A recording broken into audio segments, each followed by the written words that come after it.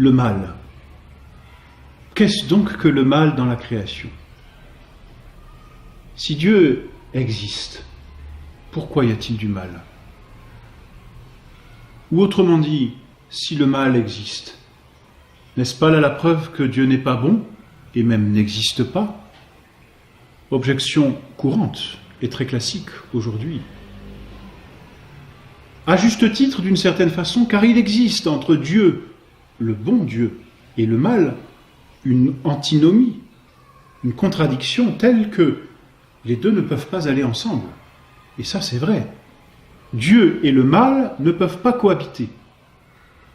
Alors, on voudrait soutenir l'existence de Dieu ou l'existence du mal? Mystère. Qu'est-ce donc que le mal?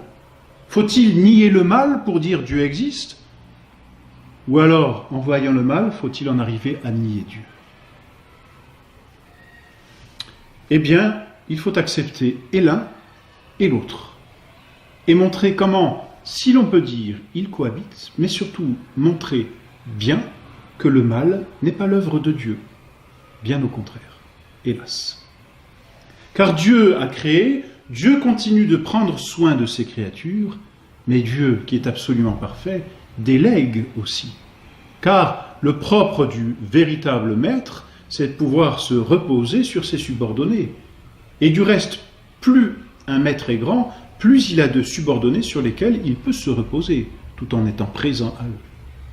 Or Dieu est parfait, donc il délègue.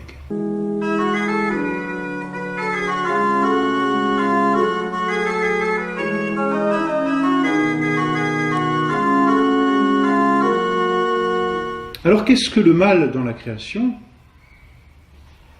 On distingue deux sortes de mots. On distingue le mal que l'on appelle physique et l'on distingue le mal moral.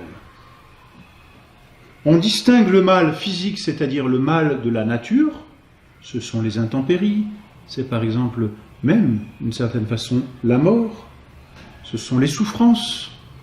Donc ce sont des mots qui sont physiques, c'est-à-dire qui nous touchent parce que nous sommes corporels.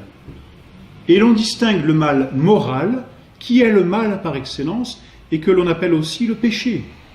Et tous ces mots que l'on peut voir, tels que la guerre, les meurtres, les attentats, les vols, toutes ces choses-là sont des maux.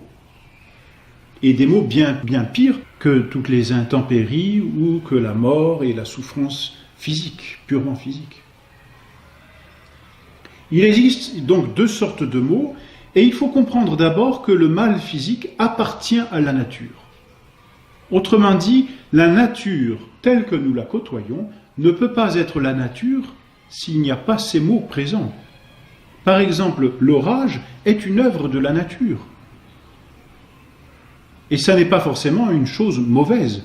Elle peut nous paraître, nous, mauvais à notre propre regard, mais si nous savons nous élever au-dessus de la nature et voir l'ensemble de l'univers, nous verrons qu'elle n'est pas un mal, mais qu'elle, au contraire, elle participe à l'équilibre de l'ensemble. Par exemple, c'est un mal pour la gazelle que d'être mangée par le lion, c'est évident. Mais c'est un bien pour le lion que d'avoir une gazelle et de la manger. Autrement dit, si les gazelles n'étaient jamais mangées, est-ce que les lions continueraient à vivre? Et puis quelle profusion de gazelles nous aurions sur la terre, n'est-ce pas? Il y a un équilibre qui nécessite ces maux physiques, qui ne sont pas des péchés, qui ne sont pas un mal moral, mais qui appartiennent à la condition même matérielle de la nature. C'est dans l'ordre de la matière de se décomposer, parce qu'elle est elle-même composée. Alors tous ces maux physiques, que ce soit la souffrance, que ce soit la mort, que ce soit les intempéries, et toutes ces choses-là appartiennent à la nature. Et l'homme ne peut pas faire autrement que de les accepter, car s'il ne les voulait plus, alors il renierait sa propre nature. Il est entendu que nous aimerions ne jamais souffrir dans notre corps, ne jamais être malade, mais cela fait partie de notre nature. Et donc si nous nous acceptons tels que nous sommes, nous ne pouvons pas faire autrement que d'accepter ces mots physiques qui font partie de la nature telle que Dieu l'a créée. Nous ne serions plus des hommes, ou les gazelles ne seraient plus des gazelles si elles n'étaient pas mangées par les lions. Si ces mots d'ordre physique n'existaient plus, alors la nature et l'univers ne seraient plus l'univers, ce qui est une contradiction. Donc ces mots physiques font, hélas, partie de la nature. Les tremblements de terre font partie de la nature même de la terre. C'est parce que la terre est telle que nous la connaissons qu'il y a des tremblements de terre. Ils sont des mots, certes, mais contre lesquels on ne peut rien. Autrement dit, il faudrait changer la nature de la terre pour qu'il n'y ait pas de tremblement de terre, mais il faudrait être Dieu. Et Dieu a voulu la terre ainsi, avec ses tremblements, avec ses intempéries. Donc ces mots existent et sont voulus par Dieu en tant que Dieu veut la nature qui les supporte.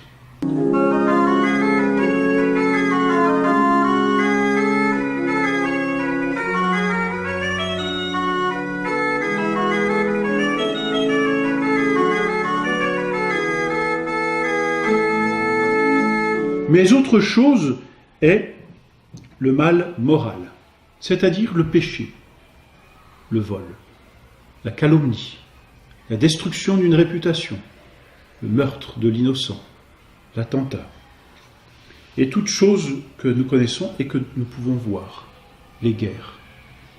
Là, effectivement, on peut parler de véritable mal. Là, on peut parler, à proprement parler, de corruption. Et c'est bien ce que dit le mot mal, la corruption. Autant quand il s'agissait d'intempéries, d'orages, de tremblements de terre, on ne pouvait pas parler de corruption. Et dans le langage, on ne le fait jamais. Car ces mots, nous le savons, ils arrivent et nous ne pouvons rien contre eux. Ils font partie de la nature. Mais ces autres mots, que sont le vol, que sont le meurtre, que sont l'attentat, que sont la guerre, que sont la calomnie, toutes ces choses-là sont des corruptions. Viennent-elles de Dieu ? Hélas, non. Elles n'ont qu'une seule origine, c'est la liberté de l'homme. Les mots moraux, c'est-à-dire ces corruptions que nous pouvons observer, n'ont pour origine que la liberté de l'homme, et non pas Dieu qui ne les veut pas. Dieu ne veut pas la corruption. Dieu ne veut pas le péché. Dieu ne veut pas ce mal absolu. C'est l'homme qui le veut par l'abus de sa liberté. L'homme est donc le seul responsable de ce qu'il y a sur cette terre, de mal et de corruption. Les viols et les suicides, les vols et les attentats, tout cela ne sont que le produit de la liberté de l'homme. Et l'on constate même qu'à mesure que l'homme revendique davantage de liberté, le monde s'enfonce dans la corruption. Et ça ne peut pas être autrement. Et le constat est facile à faire. À partir du moment où on a libéré totalement cette liberté, où on a voulu qu'elle se déchaîne et qu'elle ne soit plus orientée vers Dieu, donc qu'elle soit sans entrave, on a du même coup libéré tous les maux de la terre et toutes ces corruptions. C'est donc dire que le mal, dans le sens le plus absolu et le plus péjoratif, c'est-à-dire dans le sens de corruption, n'a pas pour origine Dieu, qui ne le veut pas, il a pour origine la liberté de l'homme qui se déchaîne dans tous les sens du terme. L'homme est seul responsable des maux qu'il y a sur cette terre. Il est donc vain d'accuser Dieu. Certes, Dieu donne la liberté à l'homme, mais en donnant la liberté, Dieu a donné aussi des barrières à cette liberté pour justement bien la contenir et l'épanouir. L'homme a voulu faire sauter ces barrières, qu'on appelle la loi, et particulièrement la loi naturelle. En faisant sauter ces barrières, il a délivré tous les maux de cette terre et a engendré ainsi toutes les corruptions. L'homme donc qui voudrait la corruption et en même temps l'existence de Dieu est une contradiction. Finalement, on ne peut pas vivre de Dieu et de corruption. Ça ne va pas ensemble. C'est absolument incompatible. Dieu n'est donc pas responsable du mal qu'il y a sur cette terre. L'homme seul, par l'abus de sa liberté, est responsable de ce mal. Un peu comme, justement, une mère de famille donnerait un couteau à son enfant pour lui apprendre à couper sa viande, par exemple, dans son assiette. L'enfant, quand il est tout petit, n'a pas de couteau. Pourquoi ? Parce qu'il n'a pas la capacité de bien l'utiliser. Alors ses parents, et à juste titre, ne le lui en donnent pas, car ils savent qu'il l'utilisera mal, voire même très mal, et pourra se faire mal, c'est-à-dire retourner le couteau contre lui, de façon peut-être même inconsciente et sans le vouloir. Alors ses parents, plutôt que de lui donner un instrument dangereux et corrupteur, préfèrent ne pas le lui donner. C'est en grandissant qu'ils vont le lui donner, et tout d'abord sous leur propre regard. C'est-à-dire que l'enfant va apprendre à utiliser son couteau sous le regard de ses parents. Et petit à petit, en l'utilisant, il va apprendre à bien l'utiliser, dans les justes limites de ce qui est permis, et de ce qui est bien, parce que ce qui est permis, c'est ce qui est bien. C'est pour le bien qu'il l'utilise. Et puis peut-être un jour, l'enfant va se couper, maladroitement, mais il va comprendre le danger de cet instrument. Alors, il fera attention et gardera à l'esprit les conseils de ses parents. Et c'est petit à petit que, sachant bien utiliser cet instrument, ses parents ne le surveilleront même plus. Et c'est normal. Il sait utiliser son couteau et il l'utilise pour le bien. Si, lors d'un repas, l'enfant prenait son couteau et l'utilisait pour couper son voisin, ou pour justement entailler même le bras de son voisin, c'est un fait. Ses parents lui reprendraient aussitôt son couteau parce qu'il l'utilise pour le mal. Ou autrement dit, il l'utilise mal. C'est exactement la même chose. Eh bien, la liberté est semblable à ce couteau. Dieu a donné à l'homme une liberté, mais il a en même temps donné une loi, la loi naturelle, pour pouvoir apprendre à bien utiliser la liberté. Bien l'utiliser, c'est la même chose que l'utiliser pour le bien. On n'utilise pas un couteau, point. On l'utilise bien, ou on l'utilise mal. Quand on sait l'utiliser, on peut dire qu'on l'utilise bien. Quand on ne sait pas l'utiliser, on l'utilise mal. Eh bien, il y a un apprentissage de la liberté. Celui qui n'apprend pas la liberté, celui qui n'apprend pas à vivre de liberté, c'est-à-dire selon les règles de la loi naturelle et de la loi morale, celui-là ne pourra pas bien utiliser sa liberté, il l'utilisera mal. En l'utilisant mal, il fera le mal. Et sera donc responsable du mal qu'il y a sur cette terre. L'homme qui voudrait donc dire, puisque le mal existe, alors Dieu n'existe pas, n'a pas compris qu'il est à l'origine lui-même du mal qui existe sur cette terre. Ou l'homme qui voudrait dire, si le mal existe, alors Dieu n'existe pas, ou autrement dit même, Dieu existe, alors il ne devrait pas y avoir de mal, demande implicitement à Dieu de lui supprimer sa liberté. Ce qui aujourd'hui est une contradiction. Les gens voudraient finalement que Dieu soit bon et supprime tout mal, et en même temps avoir une liberté absolue. Mais c'est là que c'est contradictoire. Si Dieu supprime tout mal, c'est simple, il supprime toute liberté. D'un autre côté, si l'homme veut garder sa liberté absolue, alors Dieu ne pourra pas supprimer le mal, il va y avoir du mal, et donc ce sera encore une contradiction. Dieu ne peut pas supprimer tout mot sur cette terre sans supprimer la liberté. Et c'est parce que l'homme utilise mal sa liberté qu'il y a du mal sur cette terre.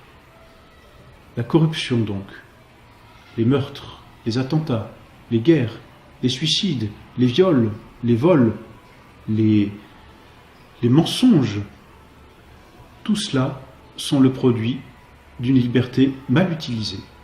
Et plus on criera « liberté, liberté », il n'y a pas à se leurrer, plus l'homme répandra le mal sur sa terre. Par contre, plus l'homme voudra éviter le mal, plus l'homme voudra supprimer le mal de cette terre, plus il sera obligé de faire intervenir une loi.